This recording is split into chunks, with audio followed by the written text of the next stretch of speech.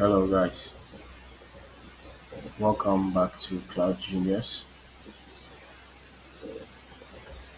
In this video, I'll be taking you through the guided lab, the model 5 guided lab, that is creating an Amazon RDS database. So without wasting much time, let's start the lab.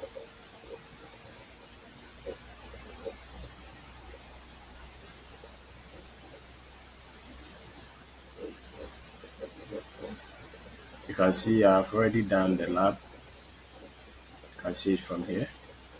But for the sake of the tutorial and then the step-by-step walkthrough that I do for you guys, I'll start the lab afresh. You can see it from here that I've already done the lab. Okay, so I'll give you the walkthrough of how to go about it in order for you also to score your marks. So first of all, you start with everything. You start the lab. Okay, so let's start the lab. It might take a couple of minutes to start. 4, 3, 5 minutes, depending on your internet speed. Mine will take. Okay, it's even ready. It's ready. So um, let's start. So let's close this. But if this is your first time here, I kindly urge you to subscribe to my YouTube channel, turn on the notification bell. So if I post any video, you'll be able to get notified as soon as possible. I'll be posting the knowledge checks and then the other labs as well. So kindly subscribe. Thank you. Okay, so let's go on with the lab. So click AWS on this AWS one button here. If you experience this, I don't know if I should call it a problem, or if you have a similar case like this, it is as a result of you not signing out in the first lab. Okay, it's nothing. So just click here. It's either you close it and then click here again, or you can just click here, leave it to be, come back here, click on AWS again. It will auto log you in. So look at it. I'm not doing anything. You see it auto log in again. Good. So if you experience the same thing, it means the previous lab you didn't log out. Okay. Yes. So as I said, because I did the lab, I didn't log out. Okay. All right. Good. So let's go on. Let's look at what we are being asked to do and then how to go about it. First of all, it's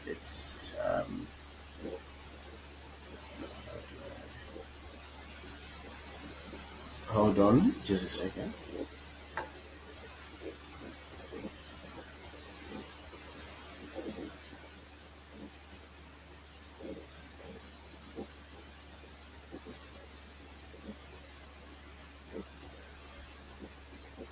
I'm seeing God. Okay, so that's all. So um, we've been asked to create a relational database. Okay, so this is the architecture diagram. In case you want to have a look at it, you can have a vivid look at it and then read a couple of what is happening to gain more understanding. But with this lab, I'll just walk you through. In order to save time, I'll just walk you through the lab. Okay. So um, task one is asking us to create a relational database. Okay. So let's see. MySQL relational database. Okay. So what are they asking us to do? Creating a database. Okay. All right. So MySQL engine. Okay. All right. Good. So to create a relational database, come into the search bar, type RDS. When you type RDS, it will show up like this. Select it from here.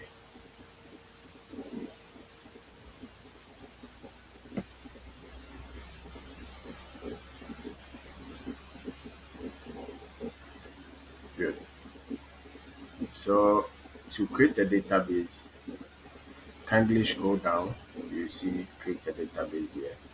Click on it, create a database. It should be on standard. Okay.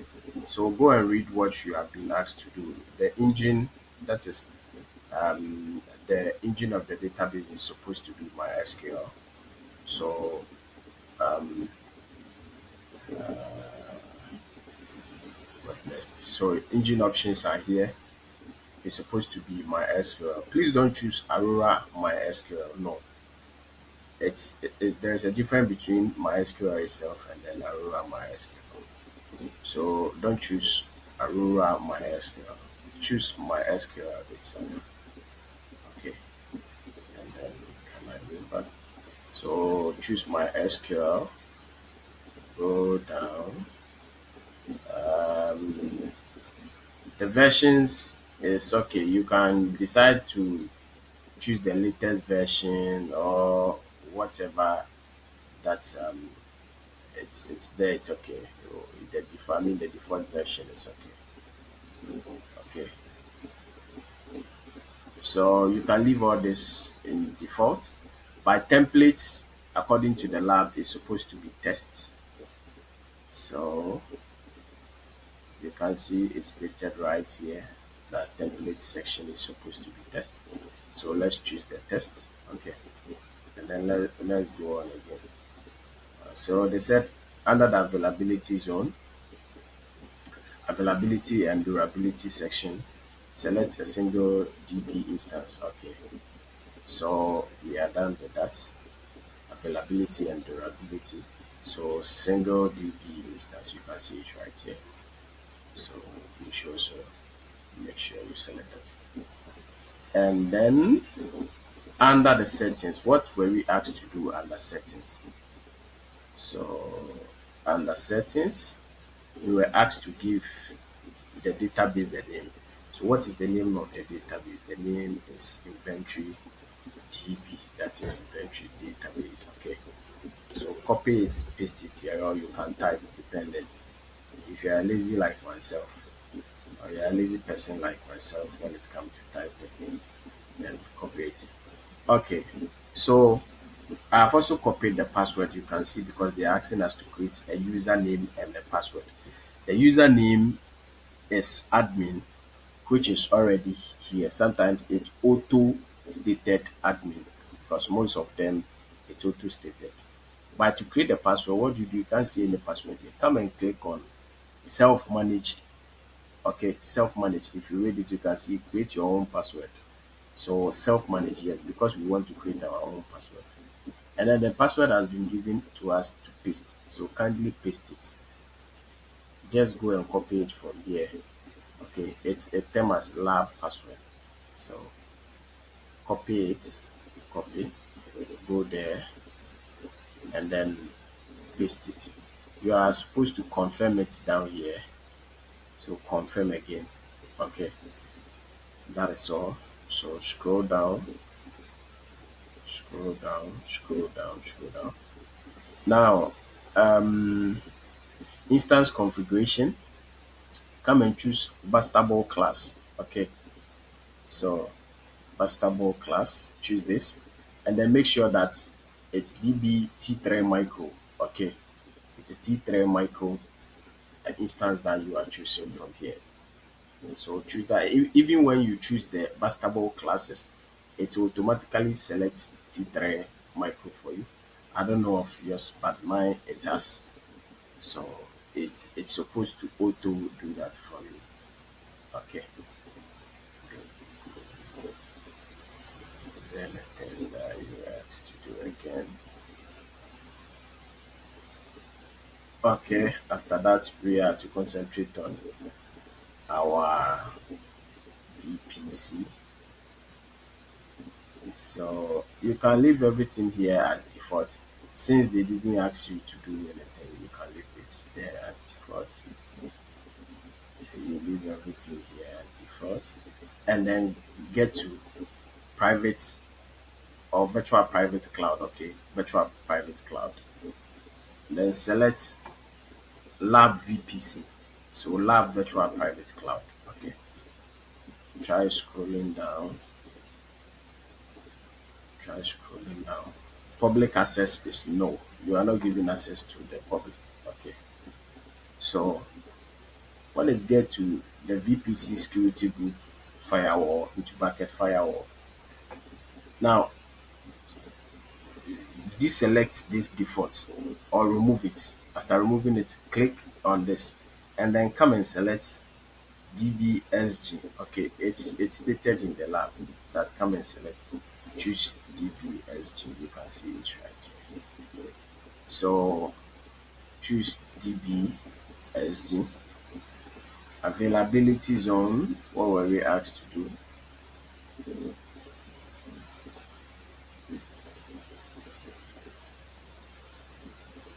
There is no availability zone.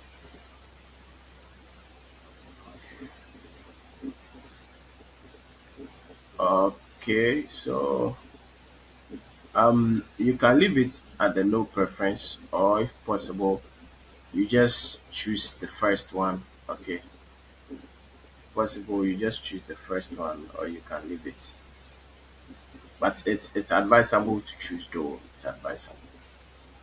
So additional configurations. Good. Now let's scroll down to the additional configurations. So additional configurations. Again, that we asked to do. Okay. There's nothing here. Leave everything there as default. Okay, database authentication. Good. Make sure that you deselect this. Okay. Make sure that you put it off. If not, you might have issues. Good. And then click on additional configurations again. After clicking on additional configurations, come and copy this name inventory. Okay. So it is right here. Database options. So the initial name of the database is inventory. Okay. Leave everything there as default. Leave everything there as default. So backup period. No, you can leave it everything there as default. Enable the minor version. No. Okay. So leave everything there as default and then click create database. It will probably take about 4 or 5 minutes for it to be ready. Okay. You can see that it's indicated here that it's creating it. Okay. So it's indicated here that it's creating it. I hope you can see that it's creating. So let's duplicate it. Just click right click here and click on duplicate. Then come back to the lab. What are we supposed to do again? We are supposed to configure a web application to communicate with the database instance. So let's go and see. They are telling us that there is an instance that is running with a web server on it. So let's go and confirm that. So to check if indeed there is an instance running, let's type EC2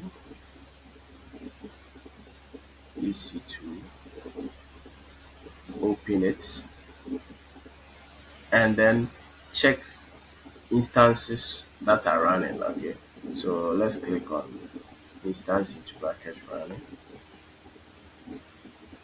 They said the name of the web app is app server. So let's see. Oh yes, there is a running web server or there's a running EC2 which is being used to serve. So this is it's right here. You can see the name right here. Okay, good. So um, detail of IP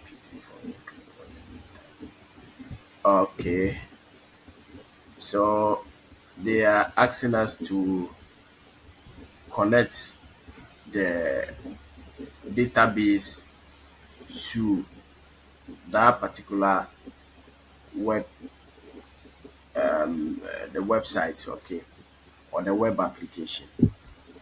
Okay, so let's click here. Click on the instance ID like this. It's going to open it for you. And then copy the public IPv4 address like this. You can copy it, or you can just click here, open address. I think that one too should be able to work. Open address, so should be able to work.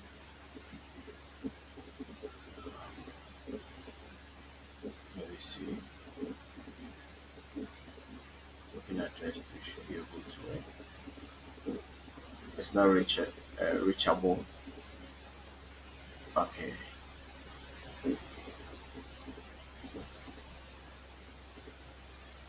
that's the web app is not reachable. So let's see. Let's see. Okay. So to cut it, I think to be able to be successful with that, the database is supposed to start running or something from right. Okay. I don't think that was the problem. The problem might be that don't use this to open it. So just copy and then come back here and then paste it here, or do paste and go. It will bring you to a website like this. Okay. Now let's still wait for the database to finish creating and then be available, so that we will get an endpoint and then integrate it with the web app. Okay. I think I have an issue.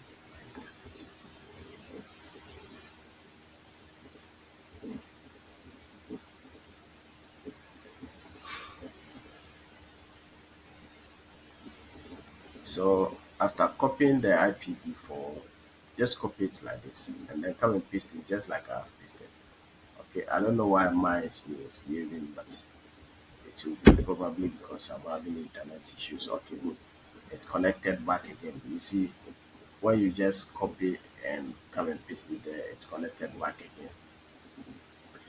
Now, this is where we need to integrate or connect the database to the web application. Okay, so this is the web application itself, but we need to connect it to a database.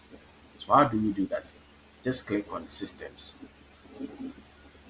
Okay, you see when you click on systems, you see what shows up: endpoint, database, username, password. Now, since our database is still in the creating mode, let's try to input the other details. Okay, so what do they need? They said database. So go back to the lab. What is the name of your database? The name of your database you just created is inventory. You can see its initial database name here. It's inventory. So just put database name here, inventory. Okay, and then username. Don't forget it was admin, right? And then your password. They made you set the password if you can recall. You see, the username is admin, which I have already typed. So come and copy your password. Come back here, put it here. Okay. This endpoint will be generated from the RDS, so don't worry, the relational database that we have created here. So we were waiting for it to finish. It's now backing up. It will be done within some few seconds. So let's wait for it small. Okay. So we are going to integrate the database to the web application. Okay. Yes. So we integrate it with the web application. Just have patience. Let's try to load this. As soon as it's available, we will just connect it. Or we've done a lot of things now. Okay. I'm just trying to refresh until it becomes available. But let's see if we have something more to do after that. Let's see. I don't think we have something more to do. So we are supposed to edit, delete the inventory by using the web application. Okay. Okay. I think that's the basic thing we have to do. And then, good. So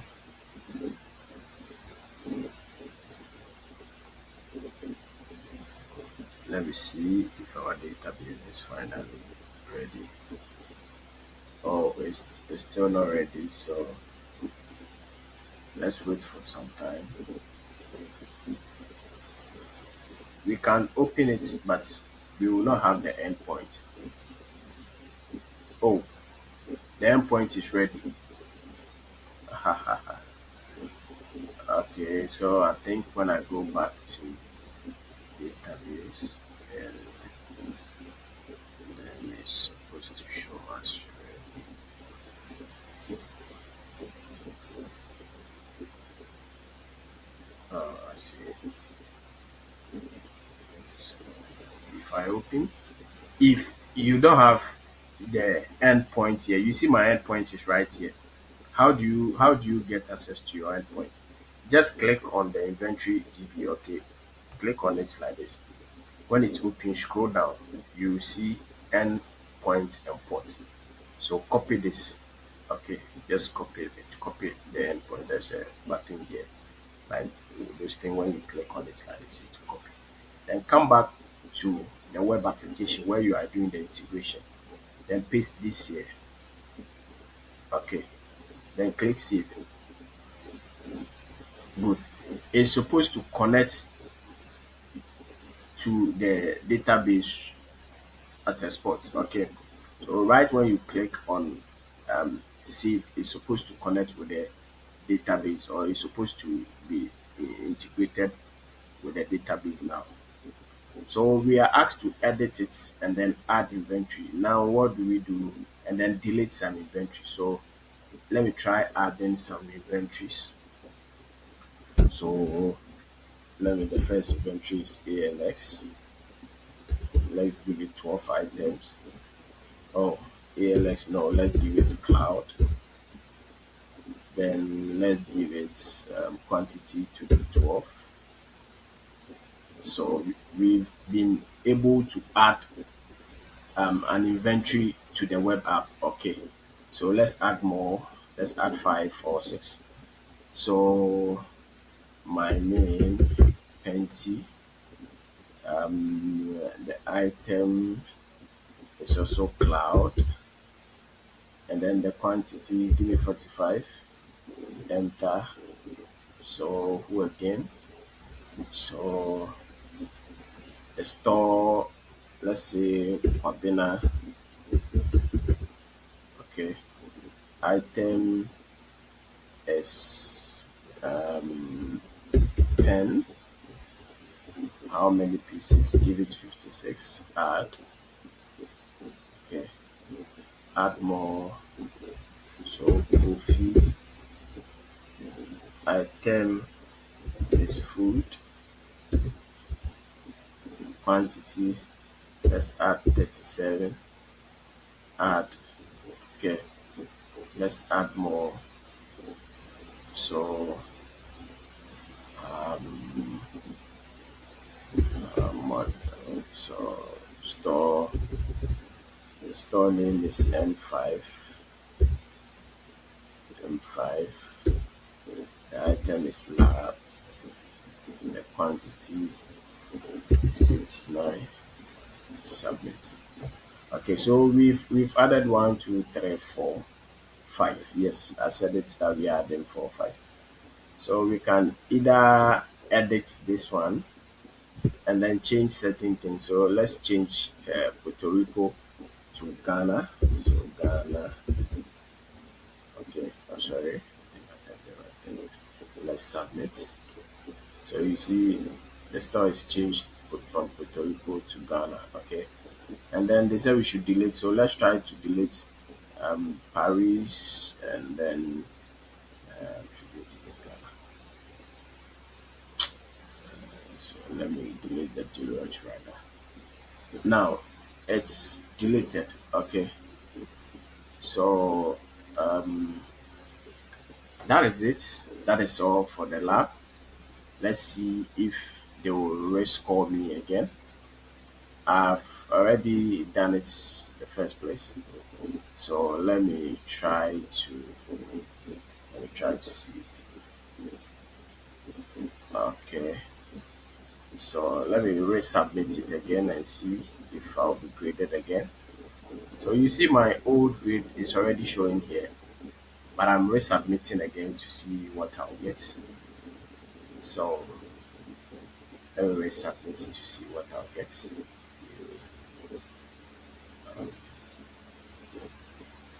Hold on. So you can see my submission count has been counted as 2, because this is the second time I'm submitting.